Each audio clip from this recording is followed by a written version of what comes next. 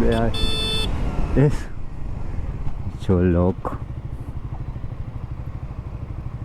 No, este marica está algo loquillo, pa.